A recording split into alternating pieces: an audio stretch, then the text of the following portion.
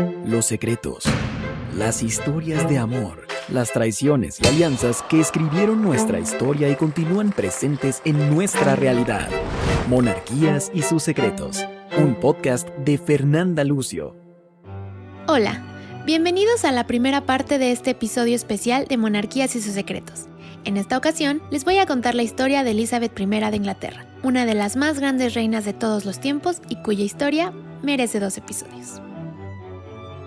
Isabel nació el 7 de septiembre de 1533 como la única hija entre Ana Bolena y Enrique VIII. Así es, el mismo Enrique VIII que había movido cielo, mar y tierra para procrear un heredero varón que diera continuidad a la dinastía Tudor, que tanto trabajo le había costado llegar al trono. Como lo vimos en el episodio anterior, Enrique intentó divorciarse de su primera esposa, Catalina de Aragón, y al no obtener de parte del Papa la dispensa, entonces se separó de la iglesia y se divorció y se casó con Ana Bolena. 9 meses después de la boda entre ambos, nació una niña, Elizabeth. Enrique estaba decepcionado, pues contaba con que en esta ocasión fuera un varón. Incluso todos los adornos y preparativos del nacimiento estaban hechos para hombres. Claro que esto no impidió la celebración y aún así se llevó a cabo. Tanto Enrique como Ana tenían la esperanza de que más hijos vinieran y que uno de ellos fuera varón, pero esto nunca fue así. Elizabeth fue educada fuera de la corte con maestros y damas de compañía propias, como era costumbre en esa época. Sin embargo, su madre Ana Bolena siempre permaneció muy cerca de ella y de su educación, con visitas constantes. Pero esto no duró mucho tiempo, ya que con tan solo 2 años de edad, Elizabeth tuvo que enfrentar la muerte de su madre, quien había sido condenada a ser degollada por su propio padre, por haber sido supuestamente adúltera y cometer incesto. A solo 11 días de la muerte de Ana, Enrique se volvió a casar con la siguiente en línea, Jane Seymour, quien por fin le daría el heredero varón que tanto anhelaba.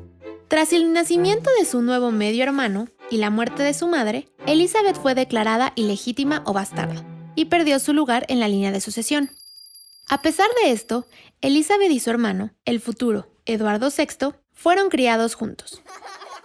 Elizabeth fue educada por grandes tutores, quienes quedaban siempre impresionados con su gran inteligencia y astucia. Elizabeth hablaba inglés, español, flandes y francés, e incluso traducía libros del griego a estos idiomas.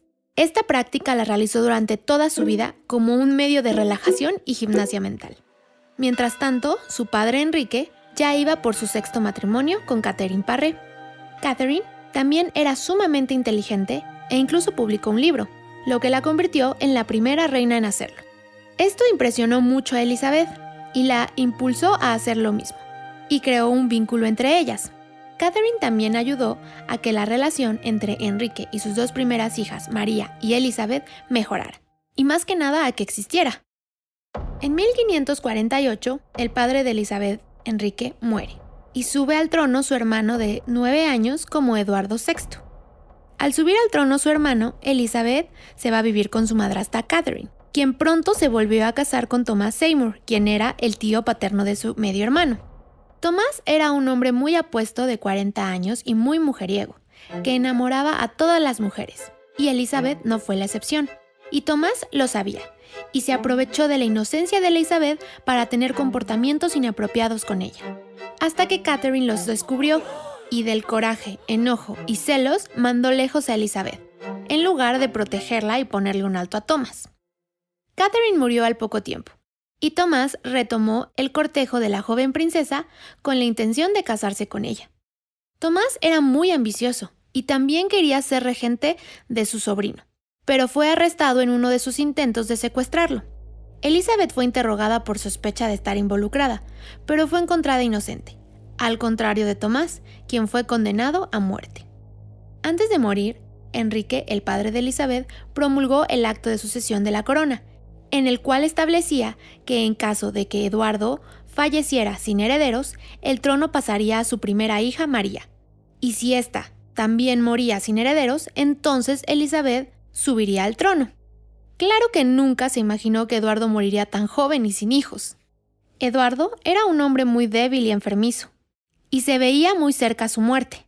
Por esta razón, los protestantes comenzaron a preocuparse, pues la siguiente en la línea de sucesión era María, quien era una ferviente católica, Y aunque Elizabeth también era protestante, pues no se la podían saltar en la línea de sucesión y dárselo a ella. Por lo que decidieron invalidar el acto de sucesión de la corona y nombraron a la prima de Eduardo, Jane, como reina. Pero María, con ayuda del ejército y de la mano de Elizabeth, cabalgó a Londres a reclamar su trono. Y así, después de solo 9 días en el trono, Jane fue derrocada y condenada a muerte, con tan solo 16 años. La pobre de Jane ni siquiera quería ser reina, simplemente fue un peón político. Una vez en el trono, María, quien había sido declarada bastarda después del divorcio de su padre con su madre Catalina, no tardó en deshacer todas las políticas de su padre y su hermano y regresar al pueblo de Inglaterra a la religión católica. El pueblo al principio quería mucho a María, por ser hija de Catalina, quien también había sido muy amada, pero pronto perdió su favor, al casarse con su sobrino Felipe, quien era el heredero al trono de España. Elizabeth sabía que se encontraba en una posición peligrosa, pues representaba una esperanza para todos los protestantes que quisieran revocar a su hermana, por lo que Elizabeth decidió fingir convertirse al catolicismo para evitar problemas con su hermana, aunque siempre fingía enfermarse en los eventos públicos, cosa que a su hermana María la hacía enojar mucho. Esta falsa conversión claramente no detuvo ni los miedos ni la paranoia de su hermana, ni el deseo del pueblo inglés por continuar siendo protestantes. Así que, a tan solo un año del reinado de María, Elizabeth recibió una carta de Sir White diciéndole que estaba levantando un ejército en su nombre. Elizabeth astutamente no respondió por escrito y solo envió un mensaje a viva voz con el mensajero, lo suficientemente ambiguo para evitar sospechas, diciendo que ella haría lo que sea por ayudar a Inglaterra. Desgraciadamente, la rebelión fue suprimida de inmediato por el ejército de María y Elizabeth fue interrogada sobre su involucramiento. A pesar de que Elizabeth proclamaba su inocencia, fue encerrada en la Torre de Londres, hasta que su hermana declarara qué hacer con ella. Obviamente, Elizabeth estaba aterrada, pues tenía miedo de que su destino fuera el mismo que el de su madre. Y cómo no, si todos los hombres aconsejaban a María que mientras su hermana viviera, su trono no estaría seguro. Pero María no cayó en las provocaciones y liberó a su hermana 12 meses después. Pero la liberó en arresto domiciliario, donde estuvo por un año, en situaciones realmente precarias. Cuando María iba a dar a luz a su primer hijo, llamó a Elizabeth para que fuera testigo, pues quería dejarle en claro que su hijo católico la desplazaría en la línea de sucesión. Pero llegaron al mes 11 y 12 y no había bebé. Seguramente se trataba de un tumor, y por eso la inflamación del estómago y la falta de su periodo. Después de este falso embarazo, la gente comenzó a perder la fe en que algún día tendría un hijo. Incluso su esposo Felipe la abandonó y regresó a su natal España. La sucesión de Elizabeth era inevitable, y María lo sabía, así que entró en pánico y tomó medidas drásticas para acabar con el protestantismo, por lo menos durante lo que quedaba de su reinado. Así se dedicó a mandar a la hoguera a todos aquellos considerados herejes o protestantes. Se calcula que quemó alrededor de 280 mártires protestantes, lo que hizo que la gente la conociera como Bloody Mary o María la Sangrienta.